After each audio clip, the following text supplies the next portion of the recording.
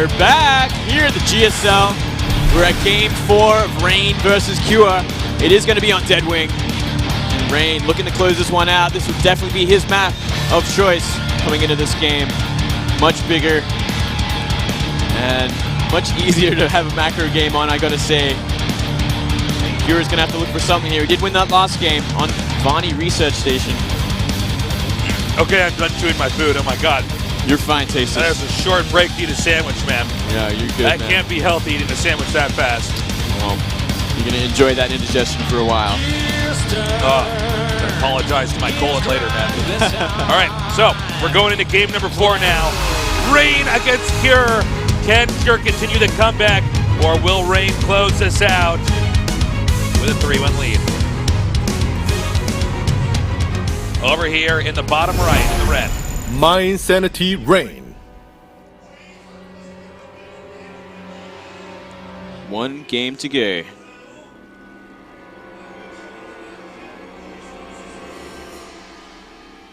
And in the upper right, in the blue. Jean Air Green Wings Cure. Now I've seen Cure go for a lot of command centers first on this map. So it is the map to kind of do it on because obviously there is a great distance. So rushes and whatnot and harassment and scouting going to take a lot longer.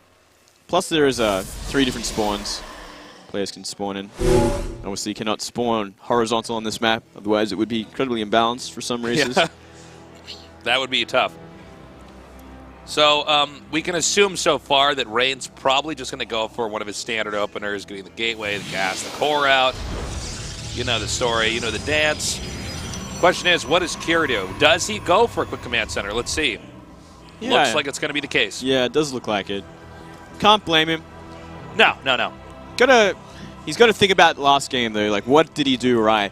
Was it entirely Rain's fault for losing that game? Because Rain went in for an attack with a composition that was maybe a little bit inferior. Upgrades are a little bit inferior as well, and just positioning in general, not that great. Well, you know, the last game was just a bit weird overall, right? I mean, Rain was fine, and then all of a sudden he attacked across the map with actually less supply.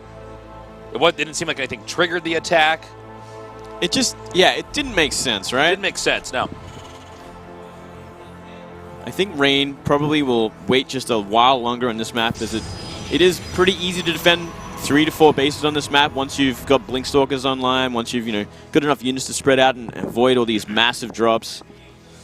And Rain did such a good job of just closing down every sort of drop that came last game as well. Yeah. But even after all that, like, he still just went for that bad fight.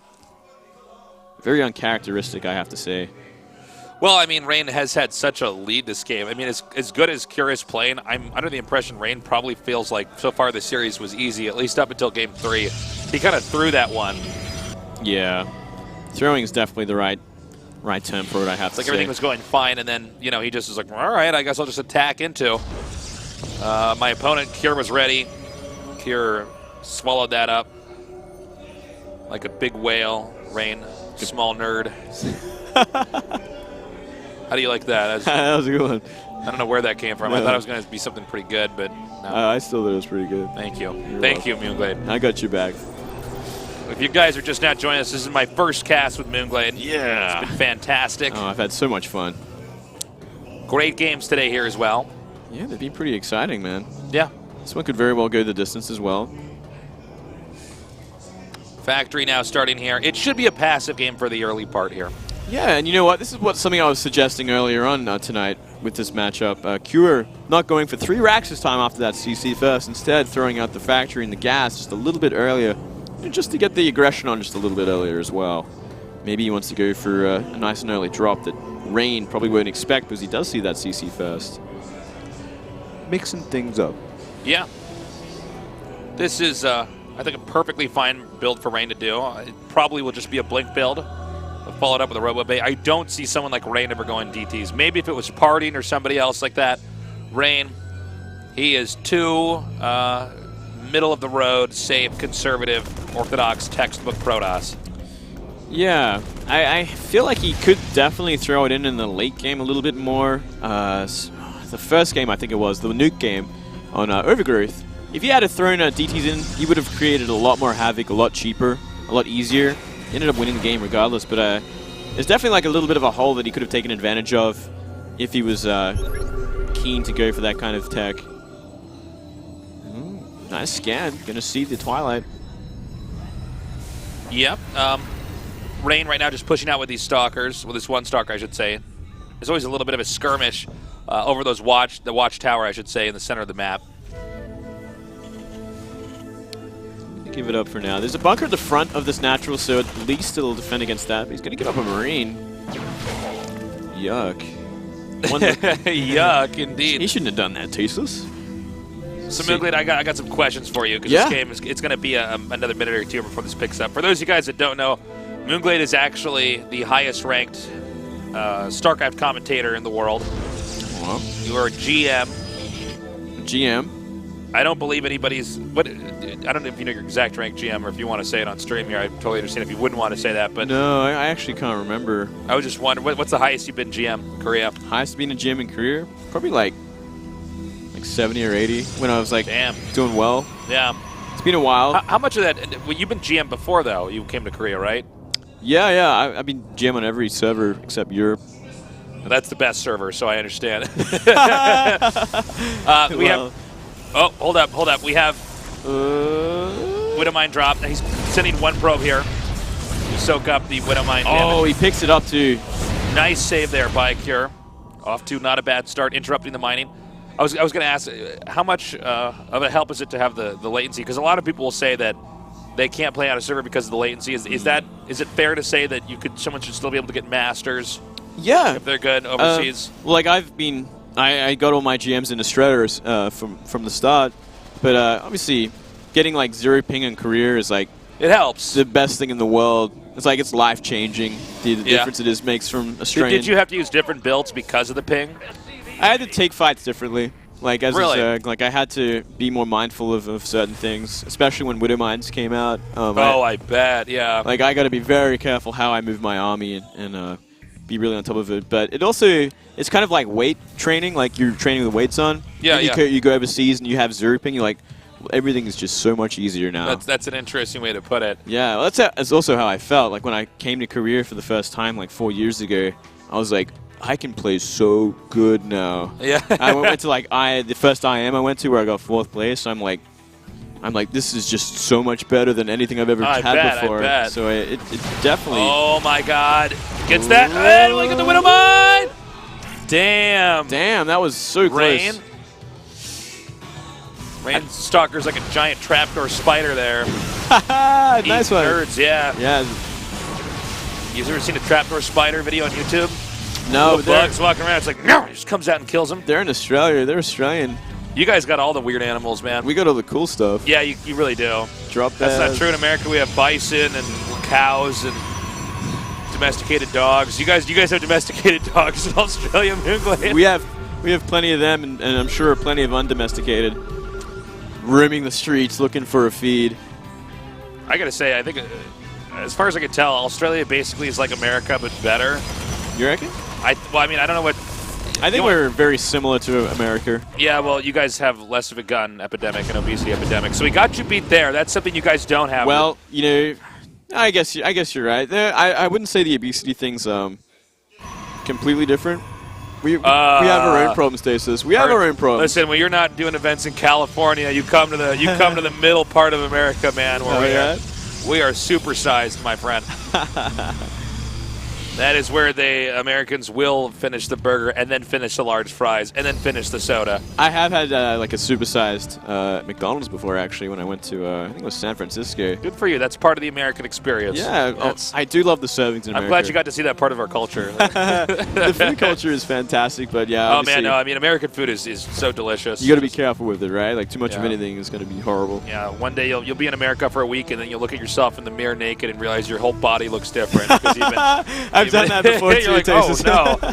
I guess that. I can't eat Denny's for breakfast every day. Oh, so we have the Medivacs coming down now. Now this is a diversionary tactic here to get this drop coming in here. Rain is not prepared. You are not prepared. And he could even get the Nexus from here, Tasis. Oh, I think he's going to get the Nexus for sure. We see the targeting happening right now. It's getting lower. He's changing to Oh my Sorkus for a God, second. is he not going to kill it? Oh. Rain. I think that was entirely Cura's fault. I think you're right. I think he really screwed up. Oh, what is he just going to lose that medevac too for good measure? Well, I guess I lost everything. I might as well throw the last medevac in. Might as well, stick to the plan here. So, and I think he can counter-attack from this, and I think he will. Oh, the warp-ins begin. The move across the map begins. He knows all the drops have been wiped out. And now this is a completely reasonable moment here for Rain to move across the map here, and probably just go for the killing move here. I think it just might be the killing move. There's not much left. I don't see what else. I don't see what else Rain needs to do. There's no Vikings on the map for these 4 Colossus. What's he going to do against 4 Colossus like this? There's no concave he can Not take even a lift. All right, execution over here. Firing squad. This is how it ends. This is how you die, Cure. All right, he's not even going to waste any more time. He's going to go right in here. This is going to be, it should be the killing blow. I don't see any way Cure can stop this, especially not with the force fields here, as well as the command center getting in the way. SCV is being massacred. It's now down to just 30 workers. So many Colossus. Not a single Colossus is going to die. GG. Rain won it. We said it was going to be close, but you know what? I'm not really surprised. Not too surprised. Almost went the distance. Just that fumble with those drops that last game, man, really threw it away. Rain dribbled Cure across the court, slam dunked him into the net, into the basket. To the basket. Shattered the backboard. Broke his neck. He cooked Cure into nerd soup. Nerd soup. Nice. He sucked him up in a syringe and then threw him away. I mean, that was just brutal, man. This is just that was Rain a beatdown. So clearly better than Cure. All of our games today actually one-sided. And this is not to say that Cure is bad. Cure is a phenomenal player. I love his play style. I hope to see more of him here in the GSL. But it is a testament to the force that is Rain. I think if Cure got a Zerg, he would have made it to Code S pretty cruisily. I think he could have made it there as a Terran, versus a Terran too. Quite possibly. But yeah, against someone like Rain or against the Protoss in general, just not going to happen as we have a look at the result maps.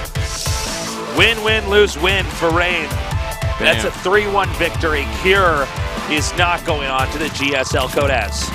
You will go to Code B and then go to the qualifier next season, Tasteless. Our results today, 3-1 Dream crushing Supernova. Another one-sided series, 3-0 Maru, absolutely untouchable, taking down Billowy. And finally, the 3-1 victory there to close out today with Rain moving on to Code S. So far, Code S is looking fantastic. It is looking fantastic. All the right players getting in. Yes. And Mooney and I will be here tomorrow with Dark versus Young, Gumiho versus Impact, and Super versus Flash. Nice. Dark versus Ryung. That's going to be an interesting one. That's going to be really good. Another one of those old school I know players. the Flash fans are going to be tuning in.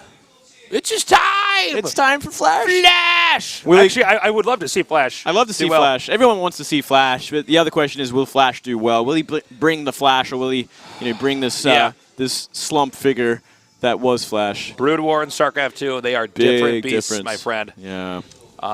It's been a fantastic game. It was a pleasure casting with you, Moonblade. It's been a lot of fun, Tasteless. And we will be here tomorrow, same time, same place, so don't miss out. That does it for today's GSL Code A. We love you. Good night. Everything